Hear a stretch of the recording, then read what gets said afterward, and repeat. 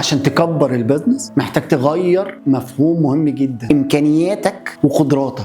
انت امكانياتك ايه دلوقتي في البيزنس؟ امكانياتي ان انا اقدر اعمل 100,000، ان انا اقدر اعمل 100 عميل، لكن قدراتي هي دي اللي بستريتش فيها واحده واحده. فلو انت بتعمل 100 عميل دلوقتي، انت بتبقى حاطط تارجت ان انت اخر السنه تعمل 300 و400 عميل في الشهر، ولكن انت محتاج تشوف الفرق بين امكانياتك وقدراتك وتعمل ليها ستريتشنج، وما تفرحش بالقفزات. يعني دايما بنقول يا جماعه الموضوع مش قفزات، البيزنس عشان يتبني مش ماركتينج وسيلز واحنا بنعمل قفزه ونقله في عدد العملاء وقفزه ونقله في الدخل وبس. الفكره كلها انك تحافظ على النمو وشكل النمو وطريقه النمو ومستوى النمو، وان انت الاوبريشن عندك قادر يستحمل شكل النمو ده. فمش احلى حاجه ان يحصل جروث وبعد كده يحصل ديكي، يحصل نمو وبعد كده الدنيا تنزل تاني، ده مش احسن حاجه. وبالتالي مش هتلاقي التيم اللي معاك ولا الاوبريشن اللي معاك عامل زي اليويو قاعد بيطلع وبينزل، وفي الاخر مش هتلاقي الكفاءه اللي انت منتظرها، ولا هتلاقي الكواليتي اللي انت منتظرها، ولا هتلاقي الانكم اللي انت منتظره، ولا هتلاقي البروفيت اللي انت منتظره.